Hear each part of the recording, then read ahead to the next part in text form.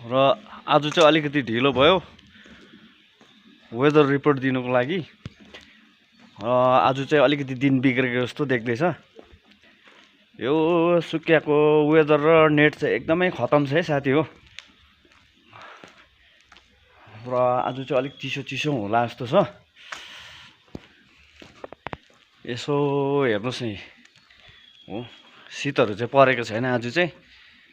र दिन चाहिँ चिसो नै छ, त्यति साह्रो चिसो पनि छैन, ठिकैको भनौँ न यतिको त। घाम पनि लाग्नु खोज्दैछ यहाँ।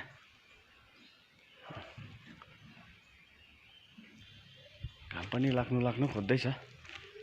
र तपाईहरुकोतिर के कस्तो छ है, वेदरहरू कस्तो छ, तपाईहरुले पनि कमेन्टहरू गरिदिनुहोस्। र जतिजनाले हेर्नु हुँदैछ है, मेरो फेसबुकको साथीहरू, युट्युबको साथीहरू, सबैजनालाई गुड मर्निङ र शुभ बिहानी। तपाईहरुको पनि दिनहरू राम्रोसँगै बितोस्। सुकियाको चाहिँ वेदर चाहिँ एकदमै खराबै हुन्छ है साथी हो, के गर्नु। गुराँसहरू फुलिरहेको छ हो, चिसो चाहिँ हट्दैन। अब बिस्तारै बिस्तारै सुकियामा चाहिँ पानीको दुःख हुन थाल्यो है साथी हो। हाम्रो यहाँ यो कलमा चाहिँ नि, यो कलमा चाहिँ पानी छ, माथिको कलमा पानी छैन फेरि, त्यस्तो हुन्छ हो साथी हो।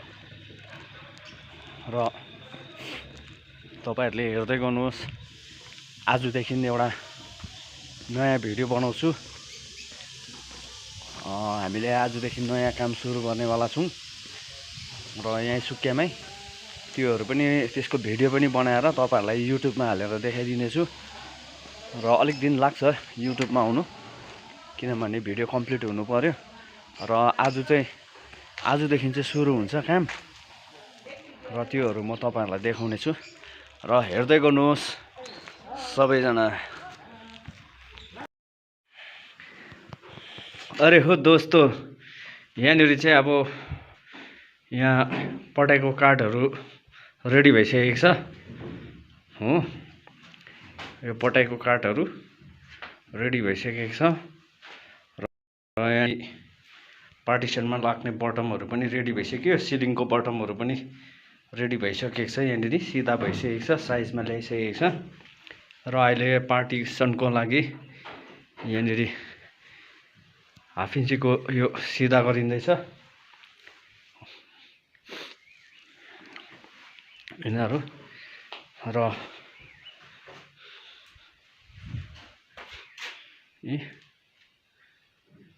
पार्टिसनको लागि यो चाहिँ। र यहाँनिर पठाइका लागि पनि बटमहरू सब रेडी भइसकेको छ। यहाँनिर यो सबै पार्टिसनको लागि।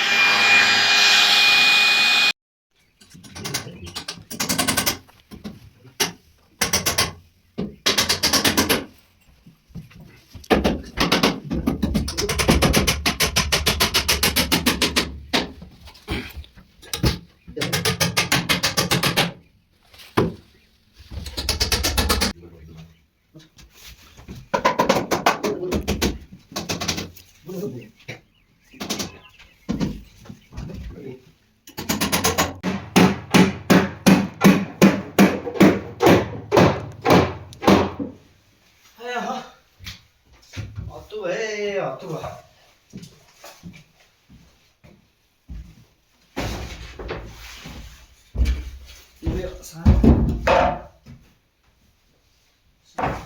साथी हो